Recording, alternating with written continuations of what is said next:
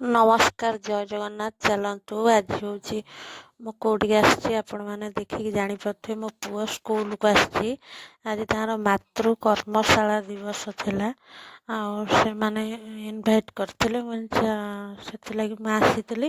ଆଉ entry time 10ଟାରେ ଥିଲା, ମୁଁ ଟିକେ ଲେଟ୍ ହେଇଗଲା, 10ଟା 20 ପାଖାପାଖି ହେଲା। ସମସ୍ତେ ଏଣ୍ଟ୍ରି କରିଥିଲେ, ତଥାପି ଆମେ 5-6 ଜଣ ଥିଲୁ। ଆଉ ଦେଖନ୍ତୁ କେତେ ସୁନ୍ଦର ତାଙ୍କର ଏଣ୍ଟ୍ରି ହେଇଥିଲା। ଆଉ ସେଠି ଛୋଟ ପିଲାଟେ କେମିତି କ'ଣ ଲଗେଇ ଦେଉଥିଲା ଚନ୍ଦନ ସିନ୍ଦୁର, ଆଉ ବାକି ଅଳତାରେ ଏମିତି ସମସ୍ତେ ପାଦ ବୁଡ଼େଇକି ଯାଉଥିଲେ। ଆଉ ମୋତେ ତ ବହୁତ ବଢ଼ିଆ ଲାଗିଲା। ମୁଁ ଫାର୍ଷ୍ଟ ଟାଇମ୍, ମାନେ ମୋ ପୁଅର ତ ଏଇଥର ଆଡ଼ମିସନ୍ କରିଛି, ମୁଁ ଫାର୍ଷ୍ଟ ଟାଇମ୍ ଆସିଥିଲି। ମୋତେ କିନ୍ତୁ ବହୁତ ବଢ଼ିଆ ଲାଗିଲା। ଚାଲନ୍ତୁ ଉପରକୁ ଦେଖିବା, ଆଉ ବାକି ସବୁ ଭଉଣୀମାନେ ଆସୁଛନ୍ତି ପିଲାମାନଙ୍କୁ ନେଇକି। ମାନେ ଚାଲନ୍ତୁ ଆପଣମାନଙ୍କୁ ଟିକେ ଦେଖେଇଦେବା। ମୁଁ ଭିଡ଼ିଓଟି ବନେଇଥିଲି।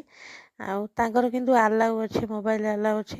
ସେମାନେ ଭିଡ଼ିଓ ପ୍ରତିଦିନ ଯାହା ସବୁ ପାଠ ପଢ଼ାଯାଏ, ଯାହା ସବୁ ତାଙ୍କର ଶାରୀରିକ ବିକାଶ ପାଇଁ ଯାହା ସବୁ ଛୁଆଙ୍କୁ ଆକ୍ଟିଭିଟି ଶିଖାଯାଏ, ସବୁ ସେମାନେ ଭିଡ଼ିଓ କରି ପ୍ରତିଦିନ ଛାଡ଼ନ୍ତି। ମୁଁ ଭାବିଲି ଚାଲନ୍ତୁ ଆପଣମାନଙ୍କ ସହିତ ଟିକେ ସେୟାର କରିଦେବା।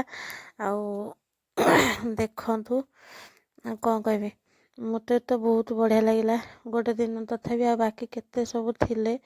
ଆଉ ମୁଁ ଏକାଟିଆ ଯେହେତୁ ଯାଇଥିଲି ଆମ ଶ୍ୱଶୁରଙ୍କ ସହିତ, ଆଉ ଆସିବାକୁ ପଡ଼ିଲା, ଜଲ୍ଦି ପଳେଇ ଆସିଲି ତାଙ୍କ ସହିତ। କିନ୍ତୁ ଯେତିକି ସମୟ ରହିଛି ବହୁତ ବଢ଼ିଆ ସେ ଏନ୍ଜୟ କରିଛି। ଆଉ ବଢ଼ିଆ ତାଙ୍କର ସବୁ ପ୍ରିପାରେସନ୍ ବହୁତ ବଢ଼ିଆ ଥିଲା।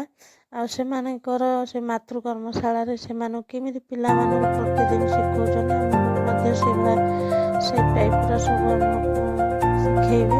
କ'ଣ କରିବେ, ଚାଲନ୍ତୁ ଆଗକୁ ଦେଖିବେ। ଭିଡ଼ିଓ ଦେଖିଲେ ନିହାତି ଜାଣିପାରିବେ।